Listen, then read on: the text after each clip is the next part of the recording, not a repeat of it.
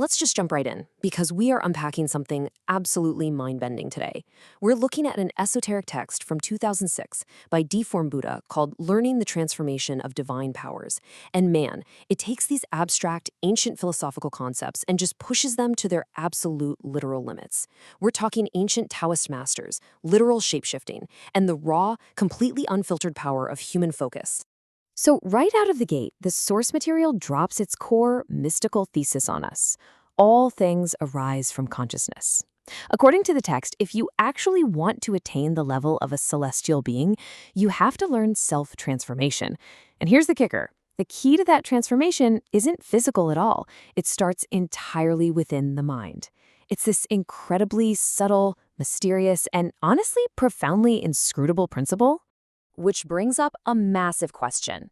If consciousness truly dictates reality, could human consciousness be powerful enough to actually change our destiny?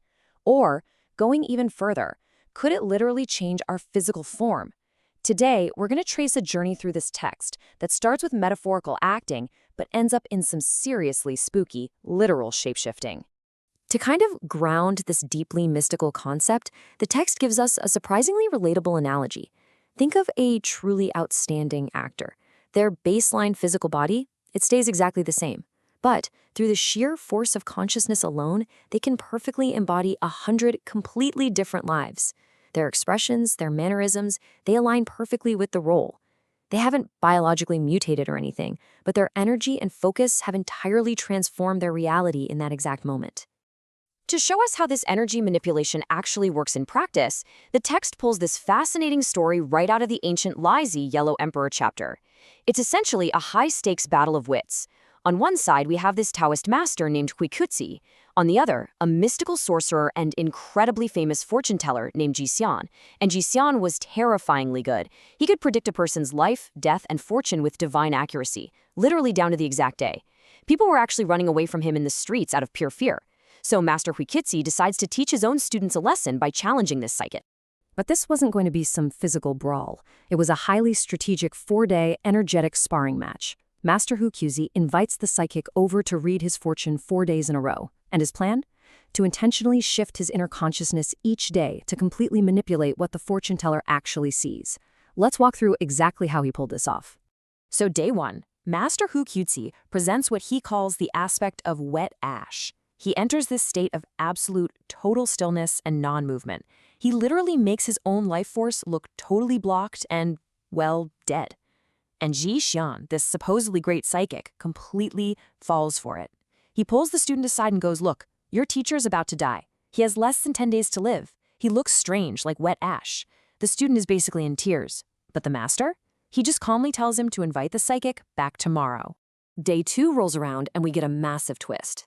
The master shifts his consciousness to what the text calls stirring vitality. It's described as this junction of heaven and earth, where the life force awakens right at the heels. And the fortune teller is completely baffled now. He sees this vibrant recovery and excitedly tells the student, "Wow, your teacher is so fortunate to have met me. That blocked life force is starting to stir." He arrogantly assumes that just being in his presence is magically curing the master. Then comes day 3. And Master Huikitsi decides to stop playing nice. He projects the aspect of great emptiness. He shows the psychic a life force that is chaotic, perfectly balanced, but just utterly overwhelming. The text has this beautiful, rapid-fire poetic description for it. The 9 abysses, a place where a whale circles, water accumulates, flows, gushes, falls, breaches, returns, enters a marsh, and converges. It's totally unreadable. The psychic is so incredibly distracted and overwhelmed by this energy storm that he can't even get a baseline reading. Which brings us to the climax on day 4. The master enters a state of absolute total non-attachment. He doesn't even leave his original appearance, he just seamlessly changes with a fortune teller. Unattached, shifting like water, following like grass. And Jixian just cannot handle it. Before he can even stand still, this terrifyingly accurate psychic completely loses his nerve and flees in an absolute panic. He literally just runs away, totally unable to comprehend a mind with that level of ultimate control. So Master Huikitsi demonstrated deliberate transformation, right? He completely controlled his reality. But this explainer is about to take a much darker, frankly more fascinating turn. We've seen deliberate energy control, sure, but what about the physical body? The text shifts gears here, moving away from intentional manipulation and getting into these bizarre, slightly spooky tales of unintentional, obsessive transformation, like what actually happens when your focus starts controlling you. Enter the story of Hao from Luodai village. Hao was this old man who spent his entire life practicing medicine and divination. The guy was constantly working, never taking a break. But he had exactly one escape. There was this painting in his shop of a red tiger. As he got older, staring intensely at this specific tiger painting became his only real joy in life. If he wasn't looking at that tiger, he was absolutely miserable. And this visual fascination, it escalated into an absolute obsession. It started innocently enough. He began hoarding tiger paintings he got from his patients. But then he went to the city and saw a live tiger, and things got weird. His obsession turned distinctly animalistic. He completely stopped eating cooked food and started happily devouring raw pig heads and legs. If his family tried to interrupt him, he'd literally beat them with a cane. Until finally, one night, he quietly opened his door and just vanished into the darkness without a single trace. The conclusion to Hao Er's story is incredibly grim and shockingly literal. Shortly after he vanished, a tiger somehow jumped over the city walls at night. The local soldiers panicked, locked the gates, shot the beast, and then distributed its meat. And the text treats this local folklore with total grounded respect. Hauer's family genuinely believed that the tiger the soldiers shot was actually their grandfather. They genuinely went out, tracked down the people who ate the meat, collected the tiger bones, and buried them. His mind had literally manifested his obsession. Now, if you thought that was just an isolated, weird incident, the text provides one more really powerful parable. This is Zhao Ziyang, an incredibly renowned painter from the late Song and early Yuan dynasties. He was super famous for his landscapes, but one day he decides to devote himself entirely to painting 100 horses. And to pull this off, he studied their forms, their movements, and their expressions every single day with this relentless, absolute laser focus. His dedication got so intense that his soul literally began to shift in his sleep. One afternoon, his totally exhausted wife went to take a nap, lifted the bed curtain, and promptly fainted dead away. When Zhaoxiang finally managed to wake her up, she was in a state of absolute horror, screaming, "There is a horse on the bed!"